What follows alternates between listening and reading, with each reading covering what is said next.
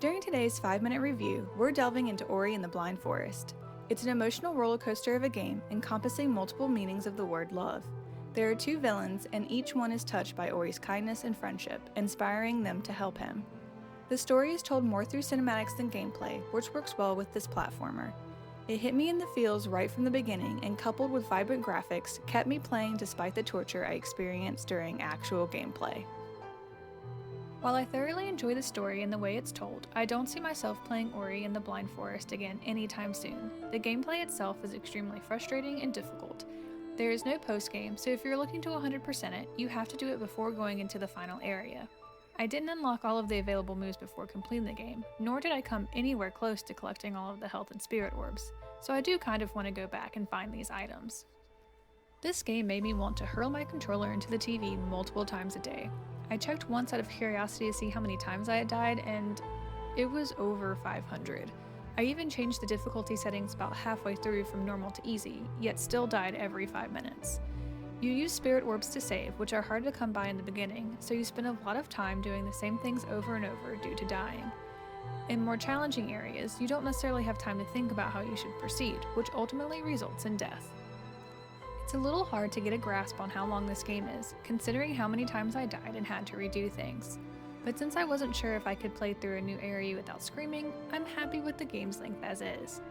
The art and colors in this game are vivid and captivating. In fact, I might have taken more screenshots than I'm willing to admit. I was constantly in awe of each new area I explored, which is really what kept me motivated to reach the finish.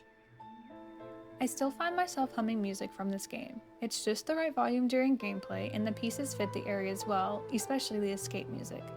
I always undergo a slight adrenaline rush when I hear the first notes of that piece, knowing what follows, an intense flight to outrun the onslaught of a devastating natural force. There are many different moves Ori learns along the way. While I didn't discover all of them, I had one button with dual mapping, and it created just one more way for me to die.